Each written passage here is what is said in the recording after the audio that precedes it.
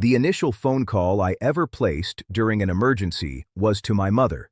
The final phone call she ever had to make in her crisis was to me. That's no accident. That's a connection forged across 53 years, one simple gesture of affection at a time. Rebecca Watson was not a complex person. She didn't have to be. She was the type of mother who attended every one of my Little League games, sitting in a folding chair she carried herself, who prepared my lunch until I grew old enough to feel awkward about it, and who stayed awake waiting every time I returned home late. Not to scold me, but simply because she couldn't rest until she knew I was okay. That was her. That was always her. Love wasn't something Rebecca Watson discussed. It was something she practiced every day, silently, without tallying points. When my father died 12 years ago, on a Wednesday morning in November, the sort of day that forever alters the hue of a month, she didn't collapse. She mourned the way she handled everything else, with grace, with her head held high. She sold one car to pay for the funeral expenses without informing me until it was finished. She maintained the household on a limited budget and still ensured a warm meal waited on the table every Sunday for whoever arrived. She never once phoned me to admit she was having difficulties, not once in those 12 years. So, understand that when Rebecca Watson rang me at 7:42 on a Wednesday morning and mentioned her chest felt strange, I didn't pause. I didn't deliberate. I didn't evaluate choices because 53 years of that woman's devotion doesn't create a man who wavers. It creates a man who acts right away, without doubt, without terms. What it doesn't ready you for is the individual standing between you and the exit. Welcome to Dad's Raw Revenge. Get comfortable because this one is going to lead you somewhere. Leave a comment and tell me where you're viewing from. Tap that like button and confirm you're subscribed. Believe me, you're going to enjoy it. Here, let me rewind. My name is Wesley Watson. I'm 53 years old. I coach youth baseball on weekends, and I have been the sort of husband who believed that maintaining calm equaled having calm. I was mistaken. It took me some time, but I arrived there. It was a Wednesday, January 14th, 7:42 in the morning. I recall the precise time because I was standing in the kitchen observing the coffee brew. Gradually, as if it too resisted the day beginning, when my phone vibrated on the counter. "Mom," I answered on the second ring. "Wesley." Her tone was faint, not her typical tone. Rebecca Watson didn't do faint. This woman had endured a husband's death, an economic downturn, and a hip operation without requesting anything from anyone. "Mom, are you all right? I didn't want to trouble you." There it is, 82 years old and still sorry for taking up space. "Funny how," I replied, already heading toward the hallway. "Just pressure, and my left arm keeps tingling." She paused. "Mom, I'm certain it's minor." "Mom, stop. I'm on my way." I ended the call and remained there for exactly 3 seconds. My vehicle, a 2019 Chevy Silverado, was parked at Kowalski's Auto on Flatbush Street. Alternator, they had notified me yesterday. It wouldn't be finished until Friday at the soonest. Okay, think Wesley, think Eve's car, a silver Honda CR-V parked heavily and undisturbed in the driveway. Full tank. She had filled it herself on Monday. Eve was upstairs. I could hear the shower operating, that extended, indulgent 30-minute shower she took every morning as if readying for a magazine spread. I went to the foot of the stairs. Eve. The shower continued. Eve. The water ceased. A lengthy pause. What? Not what filled with worry. What meaning this had better matter. "I need to use your car. My mom is experiencing chest discomfort. I need to bring her to St. Francis. I will return shortly." Silence. Not the sort where someone is considering. The sort where someone has already concluded and is merely choosing how to express it. She emerged at the top of the stairs 30 seconds later. Towel wrapped on her head, robe secured at the waist, expression entirely neutral. "Wesley, I can't today." "Eve, my mom is having chest discomfort. Her left arm." "I heard you." She leaned against the doorframe, folded her arms. Call an ambulance. She dislikes ambulances. You know that she had a poor experience when Dad then contacted someone else. She was already pivoting back toward the bedroom. I have supper with Joanne and the girls tonight, and I still have an entire day of work. I'm not going to devote my whole day sitting in a hospital waiting area. I stood entirely motionless. Did she just Eve? My voice emerged softer than I anticipated. Her left arm is growing numb. She halted, turned partway, and regarded me with an expression I will never forget for the remainder of my life. Not worry, not remorse, inconvenience. She's your mother, Wesley, not mine. A pause. Handle it. Handle it. She returned to the bedroom. The door didn't bang. That nearly worsened it. A bang would have indicated feeling. She simply shut it softly, like she informed me we were out of milk. Like an 82-year-old woman's left arm growing numb was a small scheduling issue she lacked space for. I remained there for a moment, just a moment. Then I retrieved my phone. Clinton Webb resided 4 houses away on the same street. A retired union electrician, 71 years old, drove a maintained older Honda Civic that had known finer times but never skipped a morning. Just like its driver, he was the type of man who still offered a proper handshake. He and my mother had been acquainted for more than 20 years. He had attended my father's funeral in the front row. He answered on the first ring. "Wes? What's going on, brother?" "Clinton, I need a favor. My mom is having chest discomfort. My truck is in the shop. Eve's car isn't an option. Can you drive us to St. Francis?" Not even a hesitation. "Give me 4 minutes. I'll arrive out front." That was it. No discussion, no requirements, no supper arrangements to verify. 4 minutes. I phoned Mom back right away. "I'm on my way, Mom. Clinton is driving. You don't need to do anything. Just open the front door and sit. You hear me? Sit, Wesley. I truly don't want to cause trouble, Mom." "Yes, sit." A faint sound, almost a chuckle. "Okay, baby." Clinton arrived in 3 minutes and 40 seconds. I counted. The trip to St. Francis Hospital on Woodland Street lasted 9 minutes. Mom sat in the back with me, her small hand in both of mine, wearing her nice blue coat as if heading somewhere significant because she was. She kept apologizing throughout the ride. "I'm sorry to pull you out, Clinton. It's minor. I was just viewing the news anyway. Was it anything worthwhile? Nothing ever is." She chuckled. Actually chuckled. And I gazed out the window at the Hartford morning and sensed 2 emotions at the precise same instant. Thankfulness for Clinton and something else. Something chilly and silent for Eve. I didn't analyze it yet. I simply allowed it to remain. St. Francis was active for a Wednesday morning. We registered at the ER at 8:27 a.m. A nurse named Beverly, sturdy build, straightforward, the type of woman who had witnessed everything twice, placed Mom in a room within 15 minutes. The doctor on duty was a tall man named Dr. Raymond Cole. Soothing voice, careful movements. He didn't hurry. "Mrs. Watson, I want to perform an EKG and examine your enzyme levels. The signs you're describing, we don't overlook those at your age." Mom glanced at me.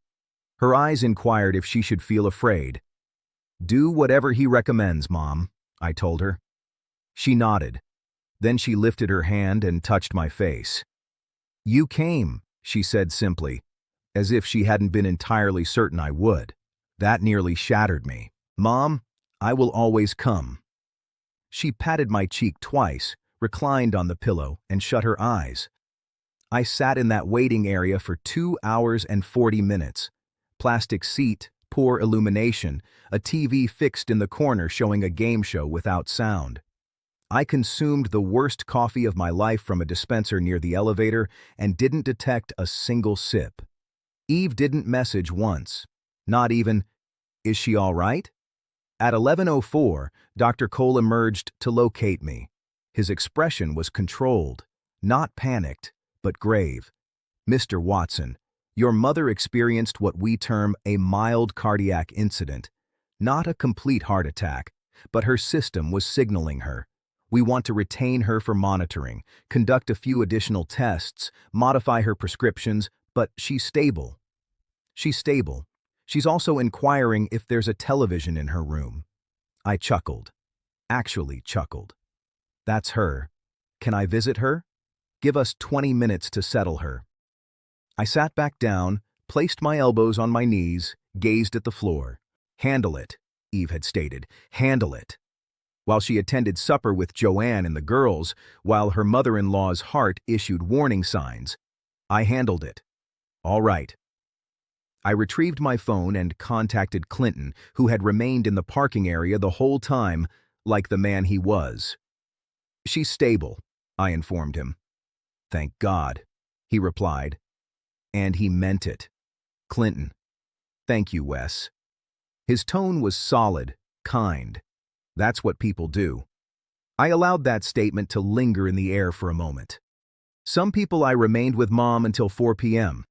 We viewed half a game show with audio this time, and she defeated me twice at a word game she invented right there involving hospital items and state capitals. She was keener than me on her poorest day, always had been. At 3:47, just before I departed, she grasped my hand again. Wesley. Her voice had altered. That faint morning tone had vanished. This was her other tone, the one she employed when she intended something. Yeah, Mom. Eve didn't arrive. It wasn't a question.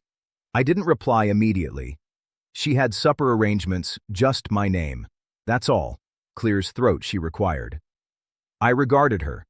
82 years old, blue coat folded tidily over the chair, eyes as lucid as they had ever been. She went to supper. Mom, I said softly with her friends. The words settled in that hospital room like something fallen from a high place.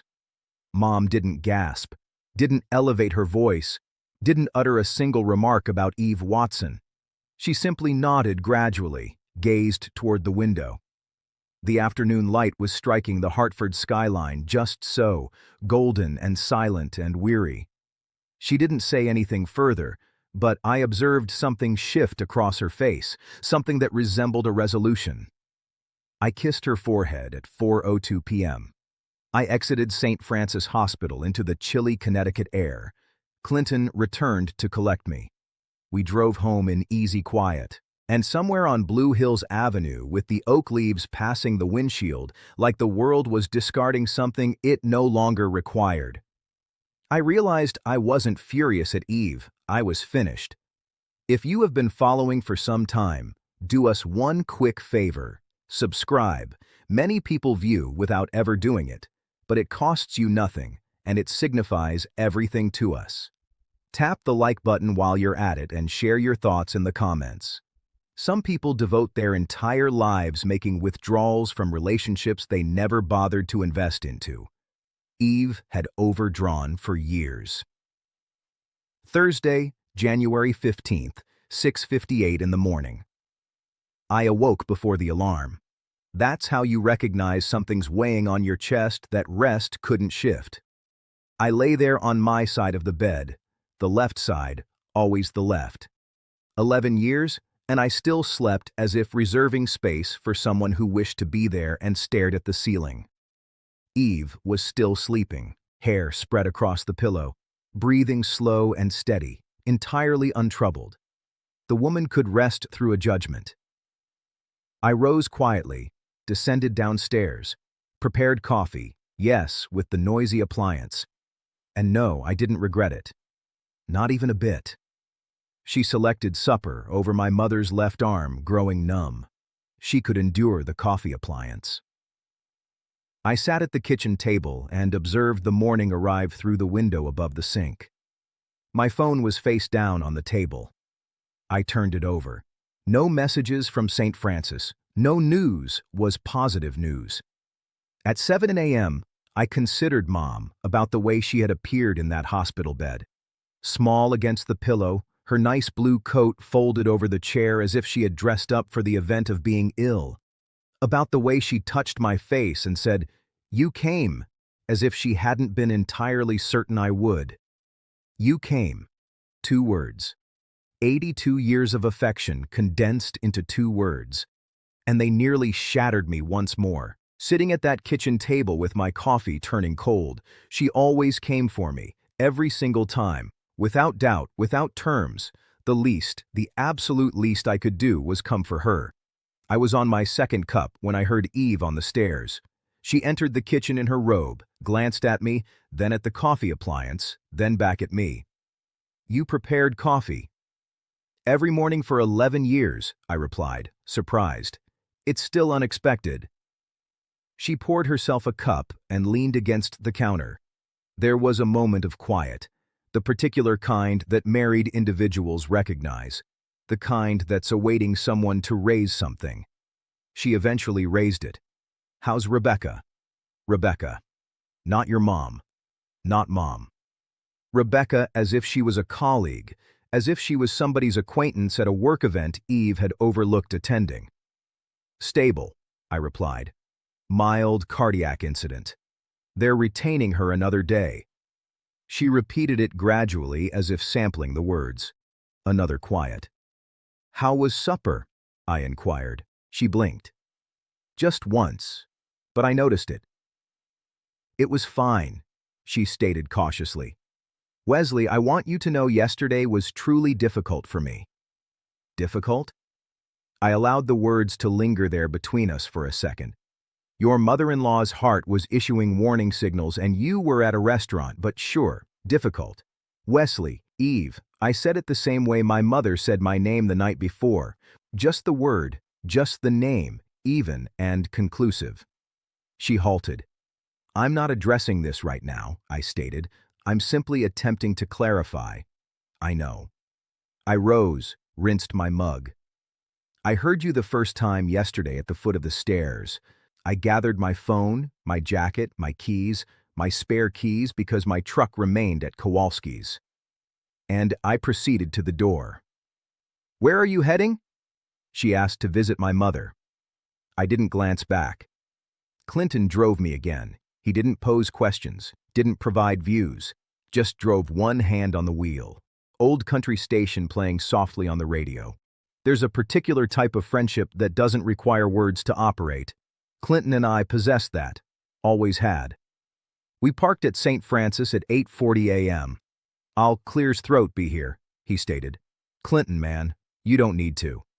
Wes. He regarded me over the top of his glasses. I'll be here. Some people appear. Make a note of who they are. Record it somewhere lasting. Mom was sitting upright when I reached her room. Color returned to her face, the faint tone entirely absent. She was wearing her own nightgown. She had declined the hospital gown after the first night, which honestly I admired greatly, and she had her reading glasses on, a crossword puzzle book open in her lap. 7 letters, she said the second I entered. Betray. I paused in the doorway, stared at her. She looked up over her glasses with the most direct expression I'd ever seen on a person. For the crossword, Wesley. I laughed so intensely the nurse peered in from the hallway. Perfect, I said, settling into the chair beside her bed. Perfect. She counted the squares, wrote it in, nodded with profound contentment. You always were the clever one. I'm your only child, Mom, and still the clever one. We sat like that for a while, comfortable, silent. The kind of silent that only exists between individuals who have cared for each other long enough to not need to occupy every quiet. She completed 2 more clues. I drank the awful hospital coffee and didn't protest because sitting in that room with her, even in a stiff plastic chair, consuming something that tasted like disappointment, was precisely where I wished to be, where I would always wish to be. Then she closed the book, placed it on the bedside table, folded her hands in her lap. Here we go. I want to phone Paul this morning, she stated.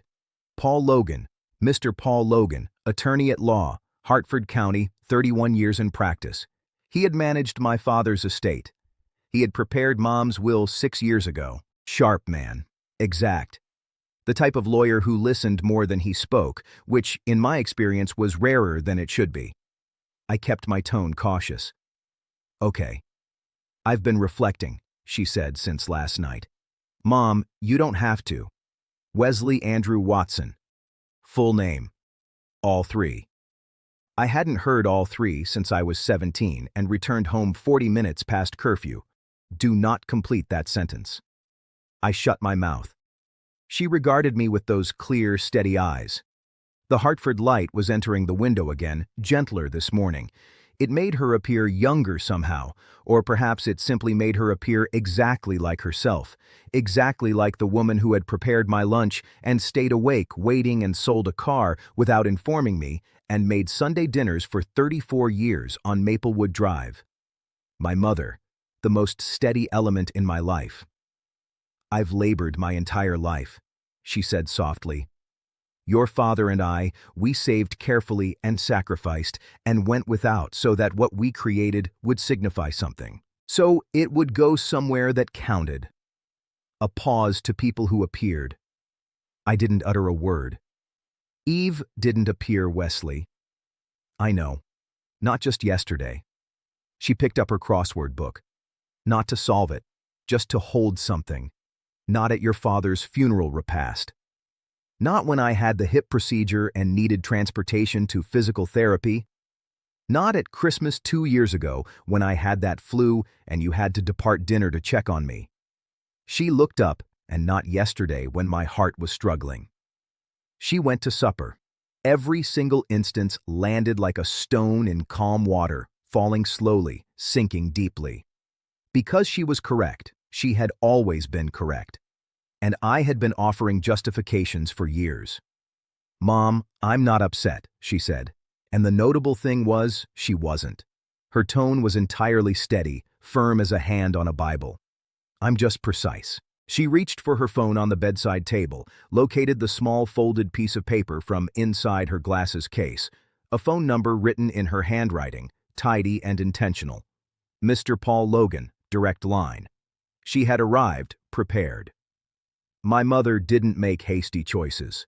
This had been developing longer than one hospital visit. "Do you want me to leave?" I asked. She considered it for a moment. Then no. "Stay. Stay." One word, and everything in me went calm and thankful. She dialed at 9:22 a.m. He answered on the second ring. "Paul Logan." "Paul, it's Rebecca Watson. I hope I'm not reaching you too soon." "Mrs. Watson." His voice warmed right away. "Never too soon for you. How are you?" "I'm in the hospital, actually." "St. Francis." A brief pause. "I'm sorry to hear that." "Serious. Serious enough to make me reflect clearly," she said. And even in that instant, even phoning her lawyer from a hospital bed the morning after a cardiac incident, there was grace in her tone. Dignity. The kind that can't be faked. The kind that gets constructed over 82 years of doing the proper thing, even when it exacts a price. "Paul, I need to revise my papers." The will, particularly. Silence on his side. Professional silence. Taking in, not delaying, of course. "Do you want me to come to you or please today, if possible? I have some very particular modifications in mind. I can be there by 2 days. Perfect." She glanced at me. "My son will be here." "Very good, Mrs. Watson. I'll see you at 2. She ended the call, placed the phone down, picked up her crossword again. Just like that. Like she hadn't just altered everything. Like she hadn't just cared for me in the most potent, enduring way a mother could. I sat there for a moment, throat constricted, eyes steady, barely. "Mom." My voice emerged quieter than I meant. "You don't have to do this for me." She didn't look up from the crossword. "I'm not doing it for you, Wesley." She filled in a letter. Calm. Intentional. "I'm doing it because I've earned the right to choose where my life's efforts go, and I've chosen." She looked up over her glasses. "Any other inquiries?" I had approximately 40.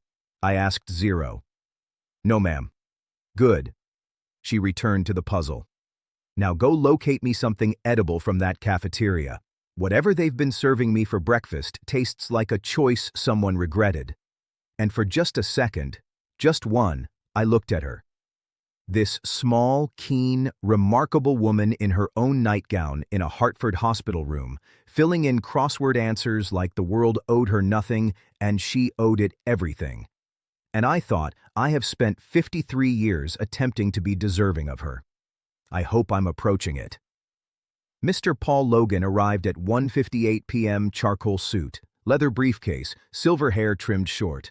He shook my hand solidly, nodded like a man who grasped the gravity of spaces, and sat down across from my mother with a yellow legal pad and a pen that likely cost more than my alternator. I sat in the corner, silent, still an observer. The discussion between them lasted 47 minutes.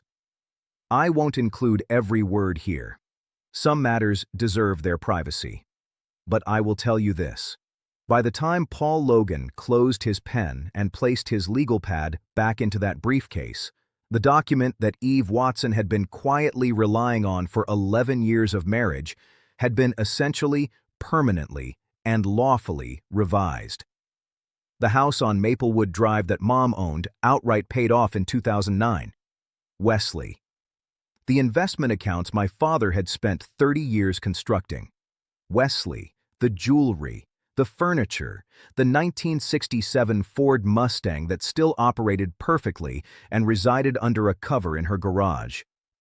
The car my father had spent 4 years repairing with his own hands. The car that smelled like him on warm days when you opened the garage door. Wesley. And $20,000 designated specifically for the Hartford Animal Shelter on Brainerd Road because Rebecca Watson had volunteered there every third Saturday for 11 years, because that's the type of woman she was. Eve's name appeared exactly 0 times. Not my concern, someone had once stated. Turns out accurate. When Logan stood to depart, he shook my hand again at the door. "Your mother," he said softly, looking back at her across the room. Already back to her crossword, already unconcerned, already entirely herself, is one of the keenest individuals I've encountered in 31 years of practice. I looked at her, too. "Yeah," I said. "I know. I've always known." I left the hospital at 4:30 p.m. Clinton was nearby to take me home. I got in, shut the door.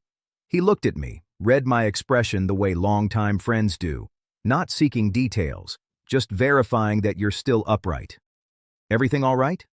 "Yeah," I said softly. "Everything's exactly the way it ought to be." He nodded. "Put it in drive." We exited St. Francis and headed back toward Asylum Avenue. My phone was in my pocket, silent. Eve hadn't phoned once all day. She had no clue. Absolutely no clue, but she would. Friday, January 16th, 8:14 in the morning. I was at Kowalski's Auto on Flatbush Street when it began. My truck was finally prepared. New alternator, oil change Danny Kowalski added because our kids had played Little League together, and that's what neighbors did, and a fresh set of wiper blades I hadn't requested. I was standing at the counter signing the bill when my phone vibrated. Eve. I let it ring. Not out of tactic. Not yet. I simply had nothing to say. Nothing that would register the way it needed to. Not yet. I slipped the phone back into my jacket, finished signing, shook Danny's hand, and stepped out into the Hartford morning. The air was crisp and cold, and entirely truthful. I started the engine, let it warm, sat there observing my breath mist the windshield, and thought about Mom, about bringing her home to Maplewood Drive, where she belonged, about getting her comfortable in her kitchen with her tea and her crossword and her dignity entirely preserved. That's what today was about, not Eve, not the calls, not any of it. Today was about bringing my mother home. My phone vibrated again. Eve again, then a third time, then a fourth, then a fifth. Something's occurring. I exited Kowalski's and headed toward St. Francis. I had a mother to bring home. She was prepared when I arrived there. 8:53 a.m. Blue coat, small overnight bag packed tidily. Beverly, the nurse walking beside her, and another nurse holding the required wheelchair, hospital rule, entirely non-negotiable. Mom had already debated and yielded with typical grace. She rose from the wheelchair the second she cleared the automatic doors. "I can walk to my son's truck," she declared to no one specific and everyone nearby. "I had a cardiac incident, not a personality removal," Beverly laughed. "The genuine kind, not the professional kind." She took Mom's hand in both of hers and held it for a moment. "You take care of yourself, Mrs. Watson. I always do, baby." Mom squeezed her hand. "You're a good one. Don't let anybody convince you otherwise." Beverly pressed her lips together. Looked like she was battling something. Then she nodded and stepped back. Even in a hospital gown, metaphorically speaking, my mother departed, leaving people improved from how she found them. I held the passenger door open. She climbed in gradually, cautiously, but on her own, which mattered to her more than any prescription, any direction, any physician's advice. Her independence was the final thing she'd relinquish, and we both recognized it. I shut the door, walked around, got in. She looked at my phone, sitting face up in the cup holder, illuminating every 30 seconds. Eve, Eve, Eve. 11 missed calls before 9 in the morning. Mom said nothing, just fastened her seatbelt and smiled faintly out the window like someone who had reached a conclusion and was entirely at ease with it. I got her home to Maplewood Drive first. The white colonial with the green shutters stood quiet and recognizable at the end of the block. The house where I'd learned to ride a bike in the driveway, where I'd completed homework at the kitchen table, where my father had constructed a life brick by careful brick and left it standing when he departed. The oak tree in the front yard had shed most of its leaves. The porch was swept clean. The welcome mat said home in faded letters that had been there so long. Neither of us noticed it anymore, but I noticed it today. I got her inside, prepared her tea, the specific kind chamomile bag steeped for exactly 4 minutes because she told me once, and I'd never forgotten. Checked the thermostat, checked the refrigerator, reviewed the new prescriptions from Dr. Cole one by one, reading the labels aloud while she listened with her hands wrapped around her mug. "Wesley, this one's for the blood pressure twice a day with food." She was observing me from across the kitchen table, the table where she'd made every birthday cake, where she'd assisted me with algebra, where she'd sat the morning after my father died and held my hand without uttering a single word, because some things don't need words. "Sit down," she said gently. I sat. She reached across the table and covered my hand with both of hers. Her hands were small, warm. The hands that had prepared my lunch and fastened my coat and waved from the bleachers and held mine in the back seat of Clinton's truck on the way to this same hospital 2 days ago. These hands had been appearing for me for 53 years. "I need you to listen to me," she said. "I'm listening, Mom. What I did, the will. I didn't do it to punish Eve." Her eyes were steady, clear, no fury in them, no resentment, just truth the way she always presented it. Plain and warm and entirely steadfast. "I did it because it was correct. Because your father and I constructed something together, and it belongs with someone who comprehends what constructing something together truly signifies." She squeezed my hand once. "You comprehend that?" I did. I comprehended it in my bones. "And Wesley," her voice lowered just slightly, not gentler, more intentional, "I need you to consider your life, not about the money, not about any of this." She gestured vaguely at nothing, at everything, about whether you are content, about whether you are cared for the way you deserve to be cared for. She looked at me for a long moment, "Because you have been appearing alone for a very long time, baby. And a man like you, a man who appears, deserves someone standing beside him when he does." The kitchen was entirely still.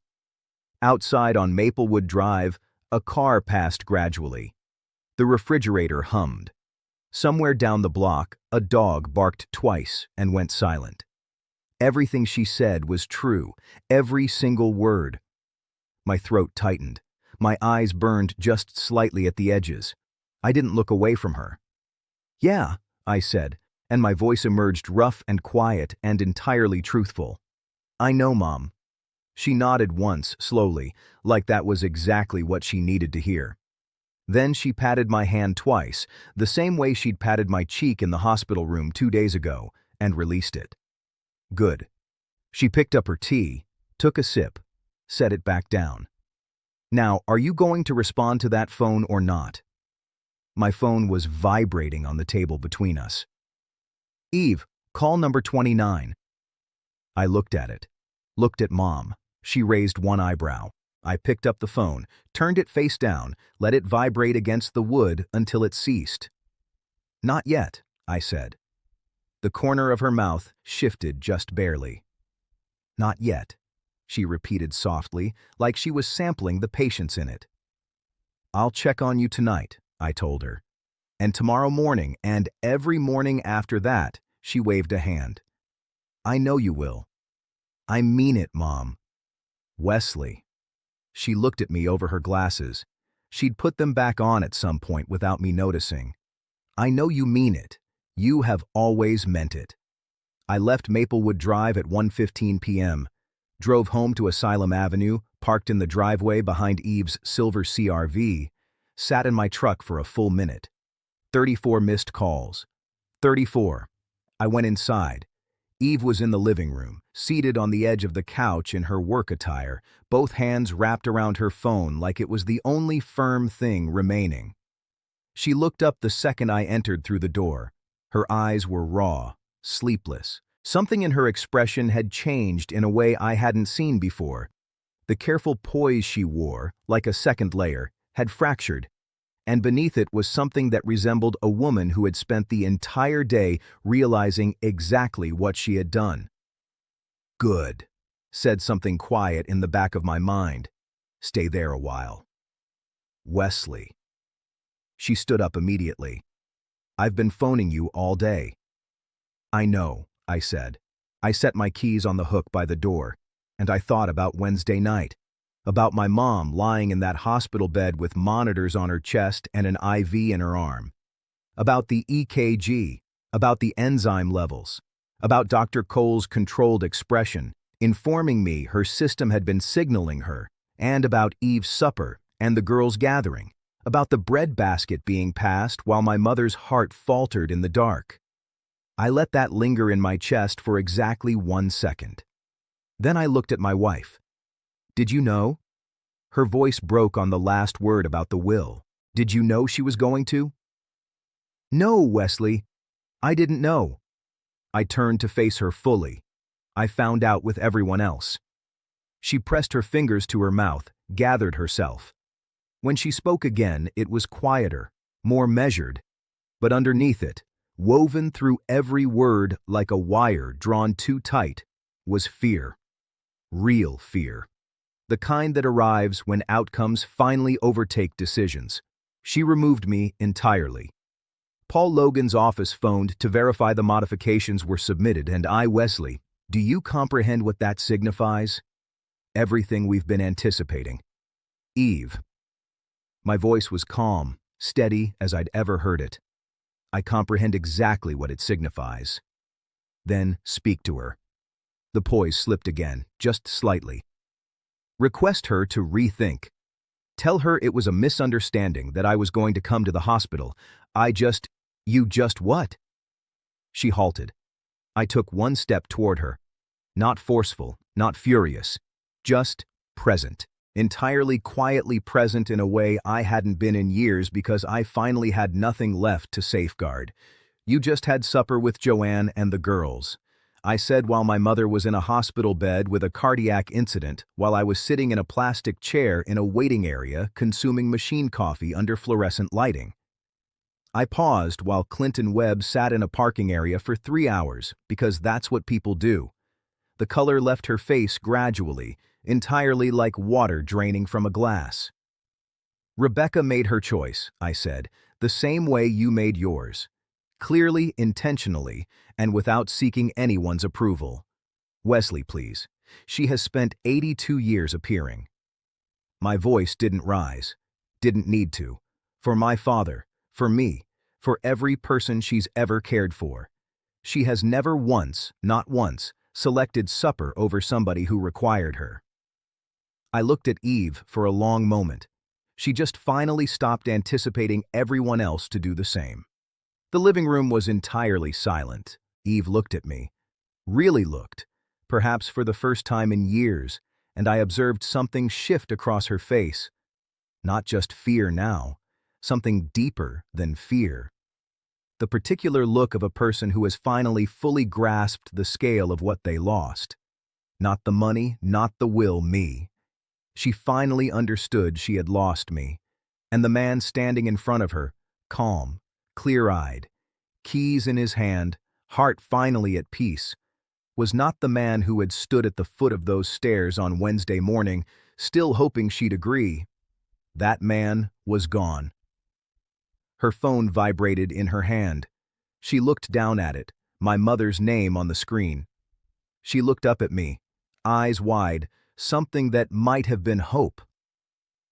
I looked back at her for exactly 1 second, and I sensed it. The last strand of something I'd been clinging to for 11 years finally loosening. Not with fury, with something quieter, with liberation. I picked up my keys from the hook. "I'm going to check on my mother," I said. I opened the front door. The Hartford air struck me, cold, clean, truthful, and entirely free. "Oh," I said, turning back one final time. Eve stood in the middle of the living room, phone in hand, my mother's name glowing on the screen, 38 calls worth of outcome written into every line of her face. I looked at her for exactly 1 second, and I sensed nothing but clearness. You should probably respond to that. I closed the door behind me, and I exhaled. The kind of exhale that comes from somewhere so deep you didn't even realize you'd been holding it. I stood on that porch for just a moment. The January air struck my face, cold and clean and truthful, and something settled over me that I hadn't sensed in years. Clearness, not fury, not resentment, not the intense surge of a man who just had enough. Just clearness. The quiet, unmistakable clearness of a man who had finally, after years of convincing himself things were fine, after years of smoothing things over and swallowing things down and sleeping on the left side of a bed, reserving space for someone who never moved toward him, finally viewed his life exactly as it was. I had not been married for 11 years. I had been enduring for 11 years. There is a difference, and standing on that porch with my mother's voice still in my ears and Eve's face still in my mind, I finally grasped it completely. The hospital didn't make me see it. Rebecca Watson, lying in that hospital bed with a cardiac incident while her daughter-in-law passed the breadbasket at supper that didn't plant a seed. It burned the whole field down and revealed to me exactly what had always been growing there. I walked to my truck, started the engine, the radio came on low. Something old, something my father used to hum on Saturday mornings in the garage, and I let it play. I didn't make any choices that night beyond one. I was not returning into that house. Not that night. And somewhere in the place where a man knows things before he's prepared to say them aloud, I knew it wasn't just that night. Loyalty and love deserve a legacy. Thanks for watching my video. Like and subscribe.